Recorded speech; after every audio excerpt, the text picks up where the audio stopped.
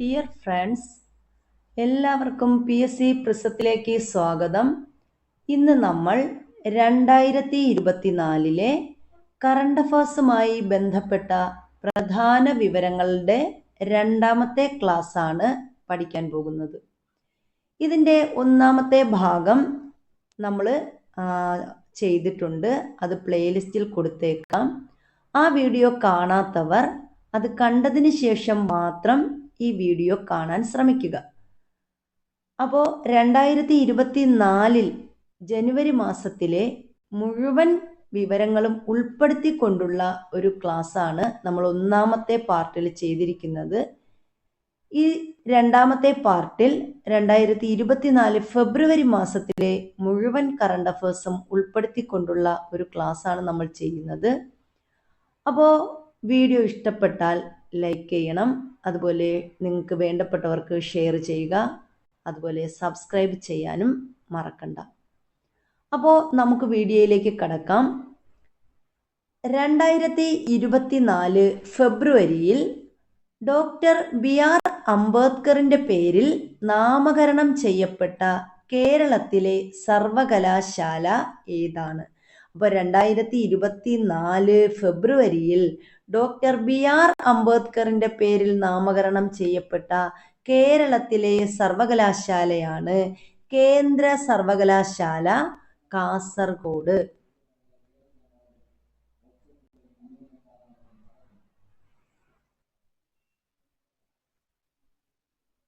(2025) മനുഷ്യനെ ബഹിരാകാശത്ത് എത്തിക്കുന്ന ISROയുടെ ദൗത്യമാണ് ഗഗൻയാൻ. അപ്പോൾ 2025 മനുഷ്യനെ ബഹിരാകാശത്ത് എത്തിക്കുന്ന ISROയുടെ ദൗത്യം ആണ് ഗഗൻയാൻ. ഇനി ഈ ഗഗൻയാൻ ദൗത്യത്തിലെ പ്രധാനികൾ ആരൊക്കെയെന്നാണ് നമ്മൾ നോക്കാൻ പോകുന്നത്. ഗഗൻയാൻ ദൗത്യത്തിലെ പ്രധാനികൾ ആരൊക്കെയാണ്? പ്രശാന്ത് ബാലകൃഷ്ണൻ. ഈ പ്രശാന്ത് ബാലകൃഷ്ണൻ മലയാളിയാണ്. അതുപോലെ അജിത് കൃഷ്ണൻ, പേര് കേൾക്കുമ്പോൾ നമുക്ക് ഇയാൾ മലയാളിയാണെന്ന് തോന്നും, പക്ഷെ അദ്ദേഹം മലയാളിയല്ല. അതുപോലെ അങ്കദ് പ്രതാപ്, ശുഭാംശു ശുക്ല എന്നിവരാണ് നമ്മുടെ ഗഗൻയാൻ ദൗത്യത്തിലെ പ്രധാനികൾ എന്ന് പറയുന്നത്. അപ്പൊ ആരൊക്കെയാണ്? പ്രശാന്ത് ബാലകൃഷ്ണൻ, അജിത് കൃഷ്ണൻ, അങ്കദ് പ്രതാപ്, ശുഭാംശു ശുക്ല എന്നിവരാണ് നമ്മുടെ ഗഗൻയാൻ ദൗത്യത്തിലെ പ്രധാനികൾ.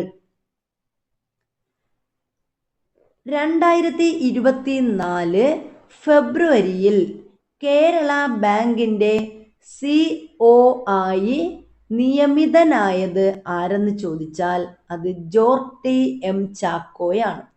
അപ്പം 2024 ഫെബ്രുവരിയിൽ കേരള ബാങ്കിൻ്റെ CO ആയി നിയമിതനായത് ജോർട്ടി M ചാക്കോ. 16ാം ധനകാര്യ കമ്മീഷനിൽ അംഗമായ മലയാളി ആര്? 16ാം ധനകാര്യ കമ്മീഷന്റെ അധ്യക്ഷൻ ആരാണെന്ന് നമുക്കറിയാം. അതാരാണ്? അരവിന്ദ് പനഗരിയയാണ്. അരവിന്ദ് പനഗരിയയാണ് 16ാം ധനകാര്യ പനഗരിയ. അദ്ദേഹമാണ് നമ്മുടെ 16ാം ധനകാര്യ കമ്മീഷന്റെ ചെയർമാൻ. നിലവിൽ നടക്കുന്നത് 16ാം ധനകാര്യ കമ്മീഷനാണ്. 16ാം ധനകാര്യ കമ്മീഷന്റെ ചെയർമാനാണ് അരവിന്ദ് പനഗരിയ. ഈ 16ാം ധനകാര്യ കമ്മീഷനിൽ അംഗമായ മലയാളിയാണ് ആനി ജോർജ് മാത്യു. അപ്പൊ 16ാം ധനകാര്യ കമ്മീഷനിൽ അംഗമായ മലയാളി ആരാണ്? Annie George Mathew. അപ്പൊ പേര് കേൾക്കുമ്പോൾ തന്നെ നമുക്കറിയാം ആനി ജോർജ് മാത്യു. അവരാണ് 16ാം ധനകാര്യ കമ്മീഷനിൽ അംഗമായ മലയാളി. 2024 ഫെബ്രുവരിയിൽ വയനാട്ടിൽ നിന്ന് കണ്ടെത്തിയ പുതിയ ഇനം ഫംഗസ് ഏത്? 2024 ഫെബ്രുവരിയിൽ വയനാട്ടിൽ നിന്ന് ഒരു പുതിയ ഇനത്തിലുള്ള ഫംഗസിനെ കണ്ടെത്തിയിട്ടുണ്ട്. എന്താണ് ആ ഫംഗസിന്റെ പേര്? ഗോംബസ് സാമൂരി നോറം എന്നതാണ്. ഏതാണ്?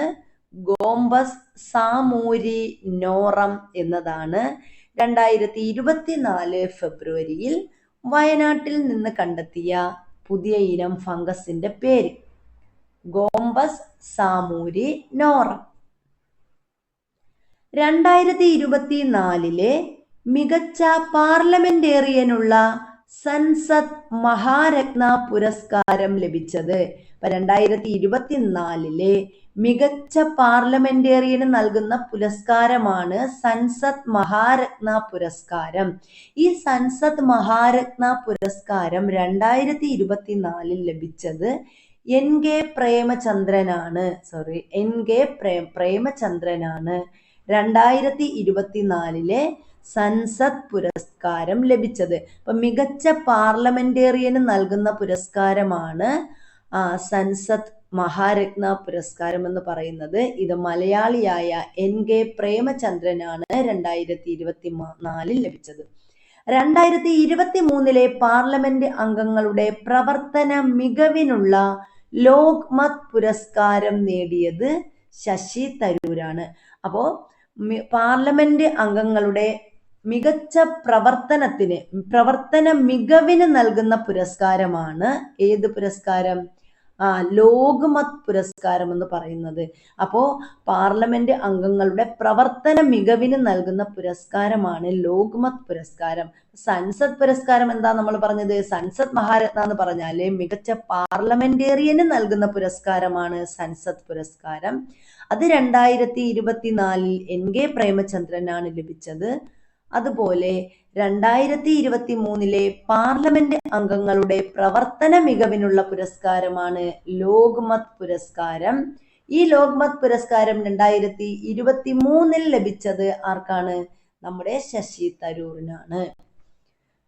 2023 നവാഗത പാർലമെന്റേറിയനുള്ള ലോക്മത് പുരസ്കാരം ലഭിച്ചത്, അതായത് പാർലമെന്റിലോട്ടുള്ള പുതിയ കാൽവയ്പ്, നവാഗതനാണ്, പുതിയ ആളായിട്ടുള്ള നമുക്ക് വേണ്ടപ്പെട്ട ഒരാളിനാണ് 2023 ലോക്മത് പുരസ്കാരം ലഭിച്ചത്. അതാർക്കാണ്? ജോൺ ബ്രിട്ടാസിനാണ്.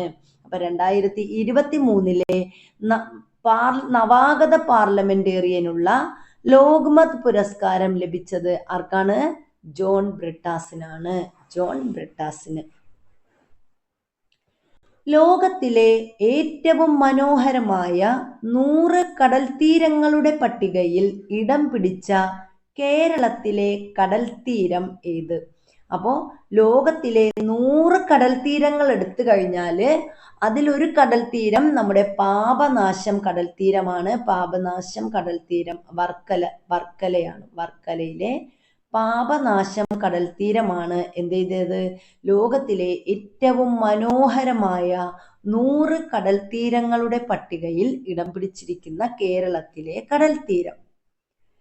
ഏറ്റവും വൃത്തിയുള്ള കടൽ തീരത്തിനുള്ള ബ്ലൂ ഫ്ലാഗ് സർട്ടിഫിക്കേഷൻ ലഭിച്ച കടൽ തീരം ഏത്?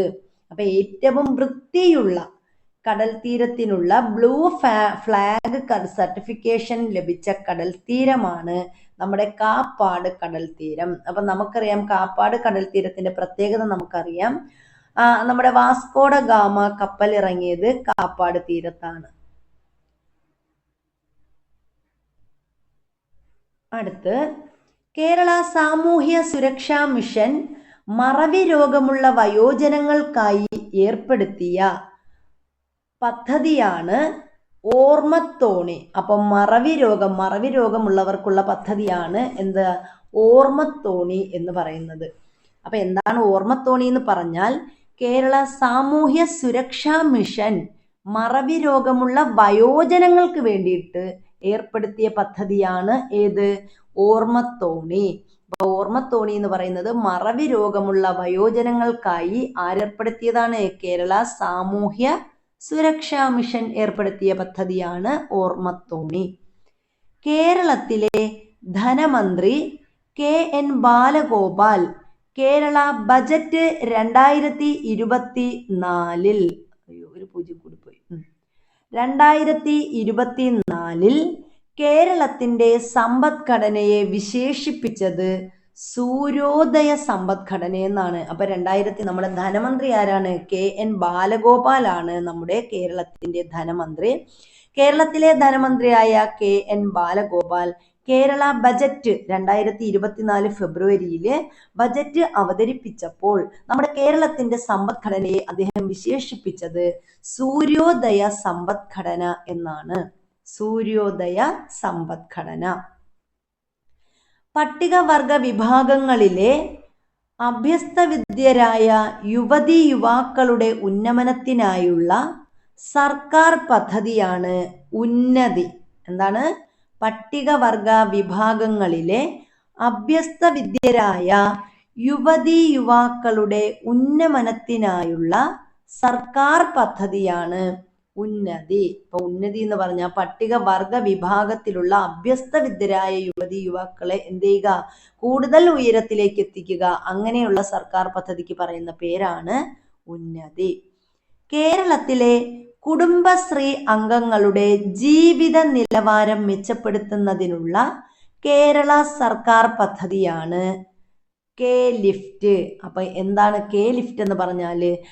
കെ ലിഫ്റ്റ് എന്ന് പറഞ്ഞാല് നമ്മുടെ കേരളത്തിലെ കുടുംബശ്രീ അംഗങ്ങളുടെ ജീവിത നിലവാരം മെച്ചപ്പെടുത്തുന്നതിനുള്ള കേരള സർക്കാരിന്റെ പദ്ധതിയാണ് ഏത്? K lift. K lift. Kerala സർക്കാരിന്റെ കുടിശ്ശിക തീർപ്പാക്കൽ പദ്ധതിയാണ് ആംനെസ്റ്റി 2024. അപ്പൊ കേരള സർക്കാരിന്റെ കുടിശ്ശിക തീർപ്പാക്കൽ പദ്ധതിക്ക് പറയുന്ന പേരെന്താണ്? അതാണ് ആംനെസ്റ്റി 2024. ആംനെസ്റ്റി 2024 എന്നതാണ് കേരള സർക്കാരിന്റെ കുടിശ്ശിക തീർപ്പാക്കൽ പദ്ധതി. കേരളത്തെ നിർമ്മിത ബുദ്ധി കേന്ദ്രമാക്കി മാറ്റുന്നതിന് വേണ്ടി കേരള സർക്കാർ ചേർന്ന് പ്രവർത്തിക്കുന്ന കമ്പനിയാണ്. അപ്പൊ നമ്മുടെ കേരളത്തെ നിർമ്മിത ബുദ്ധി കേന്ദ്രമാക്കി മാറ്റുന്നതിന് വേണ്ടി കേരള സർക്കാർ ഒരു കമ്പനിയുമായി ചേർന്നിട്ട് പ്രവർത്തിക്കുന്നുണ്ട്. ആ കമ്പനിയാണ് IBM. അപ്പൊ IBM എന്ന് പറയുന്ന കമ്പനിയുമായി ചേർന്ന് കേരളത്തെ നിർമ്മിത ബുദ്ധി കേന്ദ്രമാക്കി മാറ്റുന്നതിന് വേണ്ടി നമ്മുടെ കേരള സർക്കാർ പ്രവർത്തിക്കുന്നുണ്ട്.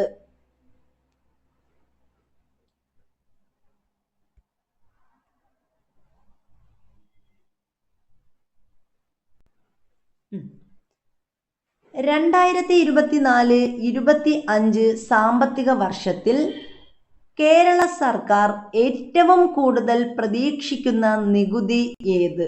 അപ്പൊ 2024-25 ഈ സാമ്പത്തിക വർഷത്തിൽ കേരള സർക്കാർ ഏറ്റവും കൂടുതൽ പ്രതീക്ഷിക്കുന്ന നികുതി എന്ന് പറയുന്നത് ഏത് നികുതിയാണ്? തനത് നികുതിയാണ്. അപ്പോ കേരള സർക്കാരിന് തനതായിട്ട് ലഭിക്കുന്ന നികുതികളാണ് 2024-25 സാമ്പത്തിക വർഷത്തിൽ കേരള സർക്കാർ ഏറ്റവും കൂടുതൽ പ്രതീക്ഷിക്കുന്ന നികുതി. തോൽക്കുന്ന യുദ്ധത്തിലെ പടയാളികൾ എന്നത് ഒരു സിനിമയാണ്. തോൽക്കുന്ന യുദ്ധത്തിലെ പടയാളികൾ എന്ന സിനിമ ആരുടെ ജീവിത കഥയെ ആസ്പദമാക്കിയുള്ളതാണ്? അപ്പൊ ഈ തോൽക്കുന്ന യുദ്ധത്തിലെ പടയാളികൾ എന്ന സിനിമ നമ്മുടെ പ്രിയപ്പെട്ട സുഗതകുമാരിയുടെ ജീവിതവുമായി ബന്ധപ്പെട്ട ഒരു സിനിമയാണ് ഏത്? തോൽക്കുന്ന യുദ്ധത്തിലെ പടയാളികൾ. സുഗതകുമാരിയുടെ ജീവിതവുമായി ബന്ധപ്പെട്ട ഒരു സിനിമയാണ് ഏത്? തോൽക്കുന്ന യുദ്ധത്തിലെ പടയാളികൾ. അപ്പൊ ഈ സിനിമ സംവിധാനം ചെയ്തത് MR രാജനാണ്. MR രാജൻ സംവിധാനം ചെയ്ത സിനിമയാണ് തോൽക്കുന്ന യുദ്ധത്തിലെ പടയാളികൾ. ഈ സിനിമ ആരുടെ ജീവിത കഥയെ ആസ്പദമാക്കിയുള്ളതാണ് എന്ന് ചോദിച്ചാൽ അത് സുഗതകുമാരിയുടെ ജീവിത കഥയെ ആസ്പദമാക്കിയുള്ളതാണ്. 2024 ഷെവലിയാർ പുരസ്കാരം ലഭിച്ച മലയാളി. അപ്പൊ 2024 ഒരു മലയാളിക്ക് എന്ത് ഷെവലിയാർ പുരസ്കാരം ലഭിച്ചു. നമ്മുടെ ഫ്രഞ്ച് സർക്കാർ നൽകുന്ന പുരസ്കാരമാണ്. ഫ്രഞ്ച് സർക്കാർ നൽകുന്ന പുരസ്കാരമാണ് എന്ത് നമ്മുടെ ഷെവലിയാർ പുരസ്കാരം എന്ന് പറയുന്നത്. അപ്പൊ ഇത് 2024 ഫെബ്രുവരിയില് നമ്മുടെ കേരളത്തിലെ ഒരു വനിതയ്ക്കാണ് ലഭിച്ചത്. അപ്പോൾ ആരാണവർ? അതാണ് പൂയം തിരുനാൾ ഗൗരി പാർവതി ഭായി. അപ്പൊ പൂയം തിരുനാൾ ഗൗരി പാർവതി ഭായിക്കാണ് എന്ത് ലഭിച്ചത്? 2024 ഫെബ്രുവരിയിലെ ഫ്രഞ്ച് സർക്കാരിന്റെ ഷെവലിയാർ പുരസ്കാരം ലഭിച്ചത്. 2024 ഫെബ്രുവരിയിൽ മരണപ്പെട്ട സാഹിത്യകാരനാണ് NK ദേശം. അപ്പോൾ ഇപ്പോൾ PSC സ്ഥിരമായിട്ട് മരണപ്പെടുന്ന ആളുകളുടെ കൃതികള്, അവരുടെ മേഖല, ഇതൊക്കെ വെച്ചിട്ട് PSC ചോദ്യം ചോദിക്കാറുണ്ട്. അപ്പൊ 2024 ഫെബ്രുവരിയിൽ മരണപ്പെട്ട സാഹിത്യകാരനാണ് ആര്? NK ദേശം. അപ്പൊ ഇദ്ദേഹത്തിന്റെ മുഴുവൻ പേരെന്താണ്? N കുട്ടിക്കൃഷ്ണപിള്ള എന്നതാണ് NK ദേശത്തിന്റെ ഒറിജിനൽ പേരെന്ന് പറയുന്നത്. N കുട്ടിക്കൃഷ്ണപിള്ള, അതാണ് NK ദേശം എന്നറിയപ്പെടുന്നത്. ഇനി ഇദ്ദേഹത്തിന്റെ പ്രധാന കൃതികളാണ് അന്തിമലരി, ഉല്ലേഖം, മുദ്ര, കന്യാഹൃദയം, പവിഴമല്ലി, ചൊട്ടയിലെ ശീലം, ടാഗോറിന്റെ ഗീതാഞ്ജലി വിവർത്തനം എന്നിവ നമ്മുടെ NK ദേശത്തിന്റെ പ്രധാനപ്പെട്ട കൃതികളാണ്. അപ്പോൾ NK ദേശത്തിന്റെ പ്രധാന കൃതികൾ ഏതൊക്കെയാണ്? അന്തിമലരി. ഇതിൽ അന്തിമലരിക്ക് ഒരു പ്രത്യേകതയുണ്ട്. അദ്ദേഹത്തിന്റെ ആദ്യ കവിതാ സമാഹാരമാണ് അന്തിമലരി. ആരുടെയാ? NK ദേശത്തിന്റെ ആദ്യ കവിതാ സമാഹാരമാണ് അന്തിമലരി. NK ദേശത്തിന് ഓടക്കുഴൽ അവാർഡ് നേടിക്കൊടുത്ത കൃതിയാണ് മുദ്ര. അപ്പൊ മുദ്രയാണ് NK ദേശത്തിന് ഓടക്കുഴൽ അവാർഡ് നേടിക്കൊടുത്ത കൃതി. ഓടക്കുഴൽ അവാർഡ് നേടിക്കൊടുത്തത് ഏതാണ്? മുദ്ര. ഇനി കേന്ദ്ര സാഹിത്യ അക്കാദമി അവാർഡ് അദ്ദേഹത്തിന് ലഭിച്ചിട്ടുണ്ട്. കേന്ദ്ര സാഹിത്യ അക്കാദമി അവാർഡ് നേടിക്കൊടുത്ത കൃതിയാണ് ടാഗോറിന്റെ ഗീതാഞ്ജലി വിവർത്തനം. അപ്പൊ ടാഗോറിന്റെ ഗീതാഞ്ജലി വിവർത്തനമാണ് അദ്ദേഹത്തിന് കേന്ദ്ര സാഹിത്യ അക്കാദമി അവാർഡ് നേടിക്കൊടുത്തത്. അതുപോലെ ഓടക്കുഴൽ അവാർഡ് നേടിക്കൊടുത്ത കൃതി ഏതാണ്? മുദ്ര. 2022-23 സ്വരാജ് ട്രോഫി പുരസ്കാരം. അപ്പൊ 2022-23 സ്വരാജ് ട്രോഫി പുരസ്കാരമാണ് നമ്മൾ അടുത്ത് നോക്കാൻ പോകുന്നത്. ഈ 2022-23 സ്വരാജ് ട്രോഫി വിതരണം ചെയ്യുന്നത് 2024 അപ്പൊ 2024 ആണ് 2022-23 ട്രോഫി വിതരണം ചെയ്യുന്നത്. ഈ 2024 അത് 2023-24 അങ്ങനെയാണ് വിതരണം ചെയ്യുന്നത്. അപ്പോൾ സ്വരാജ് ട്രോഫി പുരസ്കാരം ലഭിച്ച മികച്ച ജില്ലാ പഞ്ചായത്ത് തിരുവനന്തപുരം. മികച്ച ജില്ലാ പഞ്ചായത്ത് തിരുവനന്തപുരം. മികച്ച ബ്ലോക്ക് പഞ്ചായത്തുകൾ 3 എണ്ണമുണ്ട്. 3 ബ്ലോക്ക് പഞ്ചായത്തുകൾക്ക് ഇവിടെ എന്ത് കിട്ടിയിട്ടുണ്ട്? നമ്മുടെ സ്വരാജ് ട്രോഫി പുരസ്കാരം കിട്ടിയിട്ടുണ്ട്. ഏതൊക്കെയാണ്? നീലേശ്വരം, പെരുമ്പടപ്പ്, വൈക്കം. നീലേശ്വരം, പെരുമ്പടപ്പ്, വൈക്കം. ഇതിൽ നീലേശ്വരം കാസർഗോഡ് ജില്ലയിലാണ്, പെരുമ്പടപ്പ് മലപ്പുറം ജില്ലയിലും വൈക്കം കോട്ടയം ജില്ലയിലുമാണ്. അടുത്ത് മികച്ച ഗ്രാമപഞ്ചായത്ത് വലിയ പറമ്പ കാസർഗോഡ്. അപ്പം മികച്ച ഗ്രാമപഞ്ചായത്ത് ചോദിച്ചാൽ അത് വലിയ പറമ്പ കാസർഗോഡാണ്. ഇനി മികച്ച മുനിസിപ്പാലിറ്റി, അത് ഗുരുവായൂർ മുനിസിപ്പാലിറ്റി തൃശ്ശൂർ ജില്ലയിലാണ് ഗുരുവായൂർ മുനിസിപ്പാലിറ്റി. അപ്പോ നമ്മൾ പറഞ്ഞു 2022-23 സ്വരാജ് ട്രോഫി പുരസ്കാരം ലഭിച്ച മികച്ച ജില്ലാ പഞ്ചായത്ത് തിരുവനന്തപുരം, മികച്ച ബ്ലോക്ക് പഞ്ചായത്തുകൾ നീലേശ്വരം, പെരുമ്പടപ്പ, വൈക്കം, മികച്ച ഗ്രാമപഞ്ചായത്ത് വലിയ പറമ്പ, മികച്ച മുനിസിപ്പാലിറ്റി ഗുരുവായൂർ, മികച്ച കോർപ്പറേഷൻ തിരുവനന്തപുരം എന്നിവയാണ്. 2024 കേന്ദ്ര ബജറ്റ് മുന്നോട്ട് വച്ച ലക്ഷ്യം എന്താണ്? അപ്പൊ 2024 കേന്ദ്ര ബജറ്റ് 2024 ഫെബ്രുവരിയിൽ കേന്ദ്ര ബജറ്റ്, ഇടക്കാല ബഡ്ജറ്റ് അവതരിപ്പിച്ചു. അപ്പോൾ ഈ അവതരിപ്പിച്ചപ്പോൾ ഇവിടെ മുന്നോട്ട് വച്ച 2024 കേന്ദ്ര ബജറ്റിന്റെ ലക്ഷ്യം എന്ന് പറയുന്നത് ഡെവലപ്ഡ് ഇന്ത്യ അറ്റ് 2047. 2047 ഇന്ത്യ എന്താക്കി മാറ്റുക? ഒരു ഡെവലപ്ഡ് രാജ്യം ആക്കി മാറ്റുക. Developed India at 2047. അതാണ് നമ്മുടെ 2024 കേന്ദ്ര ബജറ്റ് മുന്നോട്ട് വച്ച ലക്ഷ്യം.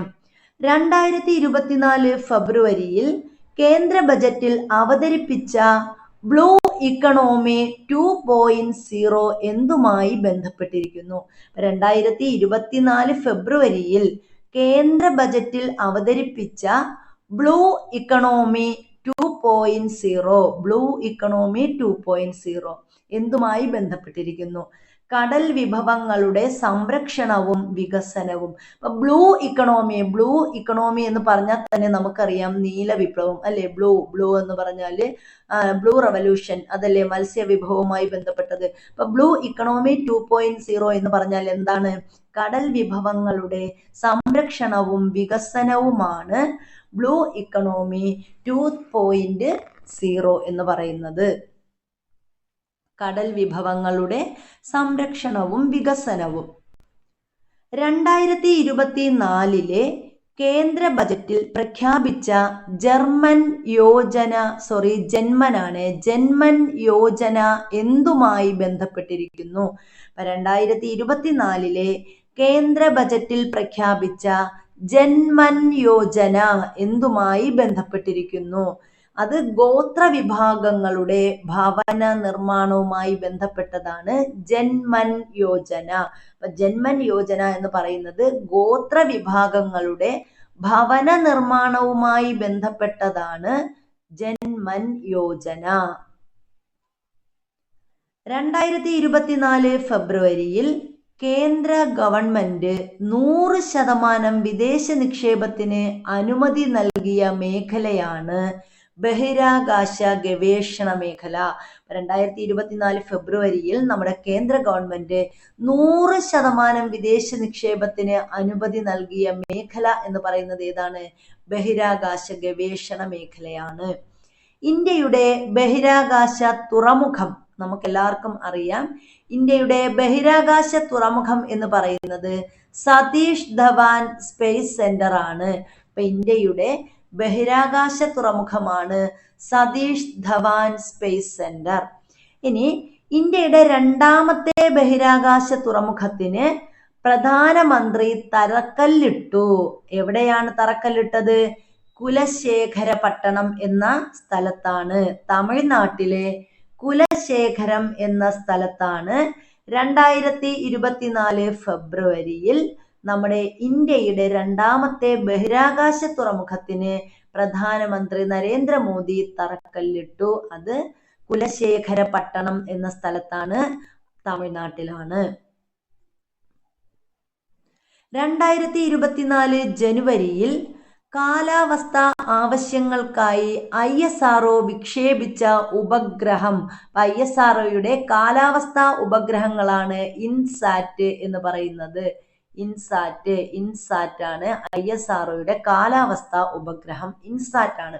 2024 ജനുവരിയിൽ കാലാവസ്ഥാ ആവശ്യങ്ങൾക്കായി ISRO എന്ത് ചെയ്തു? വിക്ഷേപിച്ച ഉപഗ്രഹമാണ് ഇൻസാറ്റ് 3DS എന്ന് പറയുന്നത്. ഇൻസാറ്റ് 3DS. ഈ INSAT 3DS വിക്ഷേപിച്ച rocket GSLV F-14 ആണ്. F-14 GSLV F-14 ആണ് ISRO വിക്ഷേപിച്ചത്. ഏത് വിക്ഷേപിച്ചത്? ഇൻസാറ്റ് 3DS എന്ന് പറയുന്ന ഈ ഉപഗ്രഹത്തെ വിക്ഷേപിച്ചത്. അപ്പൊ ഇൻസാറ്റ് 3DS എന്ന് പറയുന്നത് എന്താണ്? നമ്മുടെ 2024 ജനുവരിയിൽ കാലാവസ്ഥാ ആവശ്യങ്ങൾക്കായി ISRO വിക്ഷേപിച്ച ഉപഗ്രഹമാണ് ഇത്, നമ്മുടെ ഇൻസാറ്റ് 3DS എന്ന് പറയുന്ന ഉപഗ്രഹം. ഇൻസാറ്റ് 3DSന്റെ മിഷൻ ഡയറക്ടർ ടോമി ജോസഫ് ആണ്. അപ്പൊ ഇൻസാറ്റ് 3DSന്റെ മിഷൻ ഡയറക്ടർ ആരെന്ന് ചോദിച്ചാൽ ആരാണ്? ടോമി ജോസഫ് ആണ് ഇൻസാറ്റ് 3DSന്റെ മിഷൻ ഡയറക്ടർ. 2024 വായുസേനയുടെ അഭ്യാസ പ്രകടനമായ വായു ശക്തി നടന്നത് രാജസ്ഥാനിലെ പൊക്രാനിലാണ്. അപ്പൊ 2024 ഫെബ്രുവരിയിൽ വായുസേനയുടെ അഭ്യാസ പ്രകടനം നടന്നു. അതിന് പേര് നൽകിയത് എന്താണ്? വായുശക്തി എന്നാണ് പേര് നൽകിയിരിക്കുന്നത്. അപ്പൊ ഈ വായുശക്തി പ്രകടനം നടന്നത് നമ്മുടെ രാജസ്ഥാനിലെ പൊക്രാനിലാണ്. ഇനി നമ്മുടെ തമിഴ് നടനായ വിജയ് ആരംഭിച്ച പാർട്ടിയാണ് ഏത് പാർട്ടി? തമിഴ് വെട്രി കടകം എന്ന് പറയുന്നത്. അപ്പൊ വിജയുടെ പാർട്ടിയുടെ പേരാണ് തമിഴ് വെട്രി കടകം. 2024 ഭാരതരത്നം നേടിയത്, ഇപ്പൊ 2024 ഭാരതരത്നം നേടിയത് ആരൊക്കെയാണ്? MS Swaminathan, LK Advani, PV Narasimha Rao, Karpoori Thakur. അപ്പോ നമ്മുടെ കർപ്പൂരി താക്കൂർ, അതുപോലെ ചരൺ സിംഗ്. ആരൊക്കെയാണ്? MS സ്വാമിനാഥന് മരണാനന്തരമാണ് ഭാരതരത്നം ലഭിച്ചത്. MS സ്വാമിനാഥന് ലഭിച്ചിട്ടുണ്ട്. അതുപോലെ LK അദ്വാനിക്കും എന്ത് ലഭിച്ചിട്ടുണ്ട്? ഭാരതരത്നം ലഭിച്ചിട്ടുണ്ട്. അതുപോലെ PV നരസിംഹറാവുവിനും മരണാനന്തരമാണ് ഭാരതരത്നം ലഭിച്ചിരിക്കുന്നത്. അതുപോലെ കർപ്പൂരി താക്കൂറിനും 2024 ഭാരതരത്നം ലഭിച്ചു. അതുപോലെ ചരൺ സിംഗിനും എന്ത് ലഭിച്ചു? നമ്മുടെ ചരൺ സിംഗിനും 2024 ഭാരതരത്നം ലഭിച്ചിട്ടുണ്ട്. 2024 ഭാരതരത്നം ലഭിച്ചത് 5 പേർക്കാണ്. ആരൊക്കെയാണ് അവര്? MS Swaminathan, LK Advani, PV Narasimha Rao, Karpoori Thakur, അതുപോലെ ചരൺ സിംഗ്. ഇവർക്ക് 5 പേർക്കാണ് എന്ത് ലഭിച്ചത്? 2024 ഭാരതരത്നം ലഭിച്ചത്.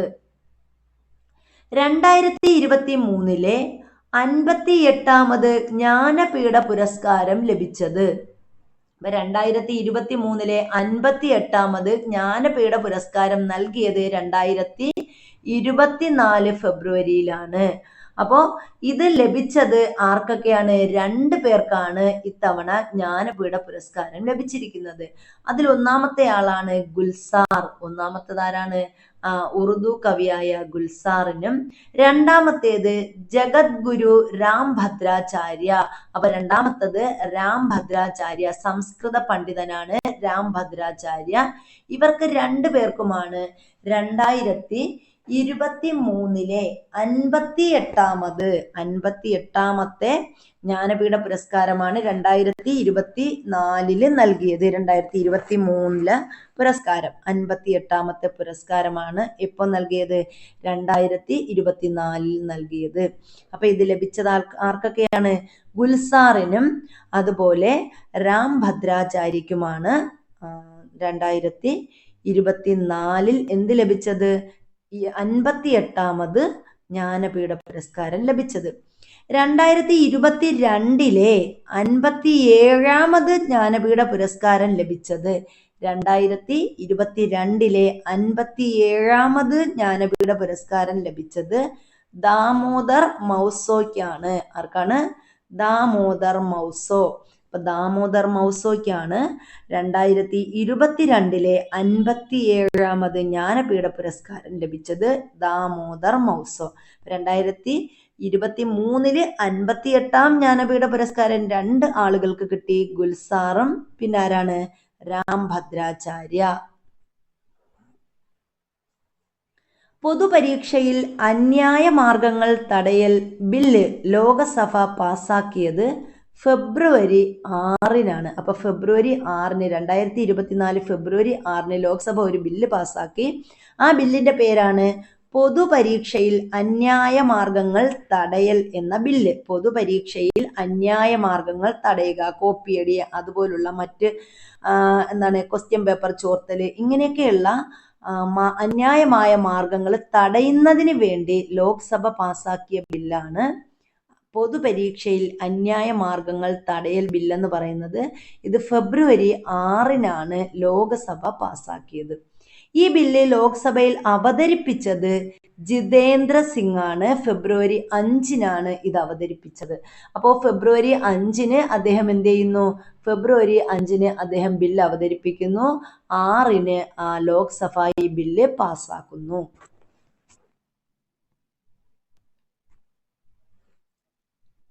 2024 ഫെബ്രുവരിയിൽ നിയമിതനായ ലോക്പാലിന്റെ അധ്യക്ഷൻ. അപ്പൊ 2024 ഫെബ്രുവരിയിൽ ലോക്പാലിന് പുതിയ അധ്യക്ഷനെ നിയമിച്ചു. അദ്ദേഹത്തിന്റെ പേരാണ് എം ഖാൻവിൽക്കർ. എം ഖാൻവിൽക്കർ ആണ് നിലവിലെ ലോക്പാൽ അധ്യക്ഷൻ. അപ്പൊ നിലവിലെ ലോക്പാൽ അധ്യക്ഷൻ ആരാണ്? എം ഖാൻവിൽക്കർ ആണ്. ഖാൻവിൽക്കർ ആണ് എന്ത്? നിലവിലെ ലോക്പാൽ അധ്യക്ഷൻ. 2024 ഫെബ്രുവരിയിൽ മരണപ്പെട്ട ഫാലി എസ് നരിമാന്റെ ആത്മകഥ. 2024 ഫെബ്രുവരിയിൽ മരണപ്പെട്ട ഫാലി എസ് നരിമാൻ, അദ്ദേഹത്തിന്റെ ആത്മകഥയുടെ പേരാണ് before memory fades. Before memory fades. Before memory fades എന്നതാണ് 2024 ഫെബ്രുവരിയിൽ മരണപ്പെട്ട ഫാലി എസ് നരിമാന്റെ ആത്മകഥ. ഫാലി എസ് നരിമാൻ. എന്താണ് അദ്ദേഹത്തിന്റെ ആത്മകഥയുടെ പേര്? Before memory fades. Before memory fades എന്നതാണ് അദ്ദേഹത്തിന്റെ ആത്മകഥ. ഇന്ത്യയിലെ ഏറ്റവും നീളം കൂടിയ റെയിൽ തുരങ്കം ഏത്? അപ്പൊ ഇന്ത്യയിലെ ഏറ്റവും നീളം കൂടിയ റെയിൽ തുരങ്കമാണ് T50 എന്ന് പറയുന്നത്. T50 എന്നതാണ് ഇന്ത്യയിലെ ഏറ്റവും വലിയ റെയിൽ തുരങ്കം. ഏറ്റവും നീളം കൂടിയ റെയിൽ തുരങ്കമാണ് T50. അപ്പോൾ ഇത് ജമ്മു കാശ്മീരിലാണ് ഈ T50 എന്ന് പറയുന്ന റെയിൽ തുരങ്കം സ്ഥിതി ചെയ്യുന്നത്. ജമ്മുവിലാണ്. ഉധംപൂർ, ശ്രീനഗർ, ബാരാമുള്ള എന്നിവയെ തമ്മിൽ ബന്ധിപ്പിക്കുന്ന റെയിൽ തുരങ്കമാണ് T50 എന്ന് പറയുന്നത്. അപ്പൊ ഈ T50 ബന്ധിപ്പിക്കുന്നത് ഏതൊക്കെ സ്ഥലങ്ങളെ തമ്മിലാണ് എന്ന് ചോദിച്ചാൽ ഏതൊക്കെയാണ്? ഉധംപൂർ, ശ്രീനഗർ, ബാരാമുള്ള. അപ്പോൾ ഉധംപൂർ, ശ്രീനഗർ, ബാരാമുള്ള എന്നീ പ്രദേശങ്ങളെ തമ്മിൽ ബന്ധിപ്പിക്കുന്ന റെയിൽ തുരങ്കമാണ് ഇന്ത്യയിലെ ഏറ്റവും നീളം കൂടിയ റെയിൽ തുരങ്കമായ ഏത്? T50. അത് ജമ്മു കാശ്മീരിലാണ്. ഒരു നദിക്ക് കുറുകെ പണിതിരിക്കുന്ന ഇന്ത്യയിലെ ഏറ്റവും നീളം കൂടിയ പാലം. ഒരു നദിക്ക് കുറുകെ പണിതിരിക്കുന്ന ഇന്ത്യയിലെ ഏറ്റവും നീളം കൂടിയ പാലമാണ് ഭൂപൻ ഹസാരിക പാലം. അപ്പോൾ ഒരു നദിക്ക് കുറുകെ പണിതിരിക്കുന്ന ഇന്ത്യയിലെ ഏറ്റവും നീളം കൂടിയ പാലം ഏത് എന്ന് ചോദിച്ചാൽ ഏതാണ്? അത് ഭൂപൻ ഹസാരിക പാലമാണ്. ലോഹിത് നദിക്ക് കുറുകെയാണ്. നമ്മുടെ ബ്രഹ്മപുത്ര നദിയുടെ എന്താണ് പോഷക നദിയാണ് ഏതെന്ന് പറയുന്നത്? ലോഹിത് നദി എന്ന് പറയുന്നത്. അപ്പോൾ ഈ ലോഹിത് നദിക്ക് കുറുകെ പണിതിരിക്കുന്ന പാലമാണ് ഇന്ത്യയിലെ ഏറ്റവും നീളം കൂടിയ പാലം. അതിന്റെ പേരാണ് ഭൂപൻ ഹസാരിക. ഭൂപൻ ഹസാരിക പാലം. UAEയുടെ ഡിജിറ്റൽ പേയ്മെന്റ് കാർഡ് സംവിധാനമാണ്. UAEയുടെ യുണൈറ്റഡ് അറബ് എമിറേറ്റ്സ് UAEയുടെ ഡിജിറ്റൽ പേയ്മെന്റ് കാർഡ് സംവിധാനം അറിയപ്പെടുന്ന പേരെന്താണ്? ജയ്വാൻ എന്നാണ്. ജയ്വാൻ എന്നതാണ് UAEയുടെ ഡിജിറ്റൽ പേയ്മെന്റ് കാർഡ് സംവിധാനം. 2024 ആഗോള അഴിമതി സൂചിക പ്രകാരം ഏറ്റവും അഴിമതി കുറഞ്ഞ രാജ്യം ഏത്? 2024 അഴിമതി സൂചിക പ്രകാരം അഴിമതി ഏറ്റവും കുറഞ്ഞ രാജ്യമാണ് ഡെൻമാർക്ക്. അപ്പൊ അവിടെ എന്ത് കുറവാണ്? അഴിമതി വളരെ കുറവുള്ള രാജ്യം. അപ്പൊ അഴിമതി ഉപേക്ഷിക്കുന്നതിൽ മികച്ചു നിൽക്കുന്ന രാജ്യം ഏതാണ്? ഡെൻമാർക്കാണ്. അപ്പൊ ഈ പട്ടികയിൽ ഇന്ത്യയുടെ സ്ഥാനം 2024 ആഗോള അഴിമതി സൂചിക പ്രകാരം ഇന്ത്യയുടെ സ്ഥാനം 93. അപ്പൊ ഇന്ത്യയിൽ എന്ത് കൂടുതലാണെന്ന് പറയാം? അഴിമതി കൂടുതലാണ്. അപ്പൊ ഇന്ത്യയിൽ 2024 ആഗോള അഴിമതി സൂചിക പ്രകാരം നമ്മുടെ അഴിമതിയിൽ നമ്മുടെ രാജ്യത്തിന്റെ സ്ഥാനം എത്രയാണ്? 93 സ്ഥാനമാണ്. 1 സ്ഥാനത്തുള്ള രാജ്യം ഏതാണ്? ഡെൻമാർക്ക്. ഹെൻലി പാസ്പോർട്ട് ഇൻഡെക്സ് പ്രകാരം ലോകത്തിലെ ഏറ്റവും ശക്തമായ പാസ്പോർട്ടുള്ള രാജ്യം ഏത്? ഹെൻലി പാസ്പോർട്ട് ഇൻഡെക്സ് പ്രകാരം ലോകത്തിലെ ഏറ്റവും ശക്തമായ പാസ്പോർട്ടുള്ള രാജ്യം ഫ്രാൻസ് ആണ്. അപ്പോൾ നമ്മുടെ ഹെൻലി പാസ്പോർട്ട് ഇൻഡെക്സ് പ്രകാരം ലോകത്തിലെ ഏറ്റവും ശക്തമായ പാസ്പോർട്ടുള്ള രാജ്യം ഏത് എന്ന് ചോദിച്ചാൽ ഏതാണ്? അത് ഫ്രാൻസ് ആണ്. ഫ്രാൻസിലെ പാസ്പോർട്ടാണ് ലോകത്തിലെ തന്നെ ഏറ്റവും ശക്തമായ പാസ്പോർട്ട് എന്ന് പറയുന്നത്. ഇനി ഈ ഹെൻലി പാസ്പോർട്ട് ഇൻഡെക്സ് പ്രകാരം ഇന്ത്യയുടെ സ്ഥാനം എന്ന് പറയുന്നത് എത്രയാണ്? 85 ഇന്ത്യക്ക് 85 സ്ഥാനമാണുള്ളത്. 2024 ഫെബ്രുവരി 2 തണ്ണീർത്തട ദിനത്തിന്റെ പ്രമേയം. ഇപ്പൊ നമ്മുടെ 2024 ഫെബ്രുവരി 2 തണ്ണീർത്തട ദിനമാണ്. ഈ ഫെബ്രുവരി 2 തണ്ണീർത്തട ദിനത്തിന്റെ പ്രമേയം എന്താണ്? തണ്ണീർത്തടങ്ങളും മനുഷ്യന്റെ സുസ്ഥിതിയും. തണ്ണീർത്തടങ്ങളും മനുഷ്യന്റെ സുസ്ഥിതിയും എന്നതാണ് 2024 തണ്ണീർത്തട ദിനത്തിന്റെ പ്രമേയം. അങ്ങനെയാണെങ്കിൽ 2023 തണ്ണീർത്തട ദിനത്തിന്റെ പ്രമേയം എന്താണ് എന്ന് ചോദിച്ചാൽ തണ്ണീർത്തടങ്ങളെ പുനഃസ്ഥാപിക്കുക. എന്താണ് 2023 തണ്ണീർത്തടങ്ങളുടെ പ്രമേയം എന്താണ്? തണ്ണീർത്തട ദിനത്തിന്റെ പ്രമേയം തണ്ണീർത്തടങ്ങളെ പുനഃസ്ഥാപിക്കുക. 2023 തണ്ണീർത്തടങ്ങളെ പുനഃസ്ഥാപിക്കണമെന്ന് പറഞ്ഞു. 2024 എന്താണ്? തണ്ണീർത്തടങ്ങളും മനുഷ്യന്റെ സുസ്ഥിതിയും എന്നതാണ്. നിലവിലെ പാകിസ്ഥാൻ പ്രസിഡന്റ് ആസിഫ് അലി സർദാരിയാണ്. അപ്പൊ നിലവിൽ പാകിസ്ഥാൻ പ്രസിഡന്റ് ആരാണ്? ആസിഫ് അലി സർദാരിയും പാകിസ്ഥാന്റെ പ്രധാനമന്ത്രി ഷഹബാസ് ഷെരീഫുമാണ്. അപ്പൊ പാകിസ്ഥാന്റെ നിലവിൽ പ്രസിഡന്റ് ആരാണ്? അത് ആസിഫ് അലി സർദാരിയാണ്. ഇനി പാകിസ്ഥാൻ പ്രധാനമന്ത്രിയെ ചോദിച്ചാൽ അത് ഷഹബാസ് ഷെരീഫാണ്. ഏറ്റവും കൂടുതൽ കാലം ബഹിരാകാശത്ത് ചിലവഴിച്ച വ്യക്തി ആരെന്ന് ചോദിച്ചാല് അത് റഷ്യക്കാരനായ ഒലഗ് കൊനോനെങ്കോയാണ്. ഒലഗ് കൊനോനെങ്കോ. അപ്പൊ റഷ്യക്കാരനായ ഒലഗ് കൊനോനെങ്കയാണ് ഏറ്റവും കൂടുതൽ കാലം ബഹിരാകാശത്ത് ചിലവഴിച്ച വ്യക്തി. അപ്പൊ എന്താണ്? ബഹിരാകാശത്ത് നിൽക്കണമെങ്കിൽ വലിയൊരു ഒലക്കയൊക്കെ കയ്യിൽ വെച്ചുകൊണ്ട് ഇങ്ങനെ നിന്ന് കഴിഞ്ഞാൽ കുറെ നാൾ നിൽക്കാൻ പറ്റുമെന്ന് ആലോചിച്ചാൽ മതി. അപ്പൊ എന്താണ്? ഏറ്റവും കൂടുതൽ കാലം ബഹിരാകാശത്ത് ചിലവഴിച്ച വ്യക്തിയാണ് ഒലഗ് കൊനോനെങ്കോ. ഒരു ഒലക്കയൊക്കെ ആയിട്ട് അയാൾ പോയത്. അതുകൊണ്ടാണ് അവിടെ എന്ത് ചെയ്യാൻ പറ്റിയത്? കുറെ നാൾ നിൽക്കാൻ പറ്റിയതെന്ന് ആലോചിക്കുക. ഒലഗ് കൊനോനെങ്കോ. ആദ്യമായി ചന്ദ്രനിൽ ഇറങ്ങിയ സ്വകാര്യ പേടകം. അപ്പൊ ആദ്യമായി ചന്ദ്രനിൽ ഇറങ്ങിയ സ്വകാര്യ പേടകം ഏതാണ്? അതാണ് ഒഡീസിയസ് എന്ന് പറയുന്നത്. അപ്പൊ ആദ്യമായി ചന്ദ്രനിൽ ഇറങ്ങിയ സ്വകാര്യ പേടകം ഏതാണ്? ഒഡീസിയസ് ആണ്. യുഎസ്എയുടെ ഒരു കമ്പനിയുടെ പേടകമാണ് ഈ ഒഡീസിയസ് എന്ന് പറയുന്നത്. അപ്പൊ ഈ ചന്ദ്രനിൽ സ്വകാര്യ പേടകം ഇറക്കിയ ആദ്യത്തെ കമ്പനിയാണ് ഒഡീസിയസ്. ഇത് യുഎസ്എയുടെ കമ്പനിയാണ്. അപ്പൊ ഇത്രയുമാണ് നമ്മുടെ 2024 ഫെബ്രുവരിയിലെ കറണ്ട് അഫേഴ്സ് എന്ന് പറയുന്നത്. അപ്പോൾ ഇനി അടുത്ത് നമ്മൾ 2024 മാർച്ച് മാസത്തിലെ കറണ്ട് അഫേഴ്സുമായിട്ട് 3ാമത്തെ പാർട്ടിൽ കണ്ടുമുട്ടുന്നതാണ്. അതുവരെ എല്ലാവരും എന്ത് ചെയ്യുക? നോട്ട് തയ്യാറാക്കി നന്നായി പഠിക്കുക. അപ്പോൾ വീഡിയോ ഇഷ്ടപ്പെട്ടാൽ ലൈക്ക് ചെയ്യുക, ഷെയർ ചെയ്യുക, സബ്സ്ക്രൈബ് ചെയ്യുക. അതുപോലെ നിങ്ങളുടെ ഓരോരുത്തരുടെയും വിലയേറിയ അഭിപ്രായങ്ങളും നിർദ്ദേശങ്ങളും ഡിയർ ഫ്രണ്ട്സ്, അതുപോലെ നമ്മൾ പുതുതായിട്ട് PSC പ്രിസത്തിൻ്റെ ഒരു വാട്സാപ്പ് ചാനൽ ക്രിയേറ്റ് ചെയ്തിട്ടുണ്ട്. അപ്പോൾ താല്പര്യമുള്ളവർക്ക് ഈ ചാനലിൽ ജോയിൻ ചെയ്ത് കഴിഞ്ഞാൽ നമ്മുടെ വീഡിയോകളിൽ ഇടുന്നതിനനുസരിച്ചുള്ള എല്ലാ PDF നോട്ടുകളും ഈ ചാനലിലൂടെ അവൈലബിൾ ആയിരിക്കും. Okay, thank you.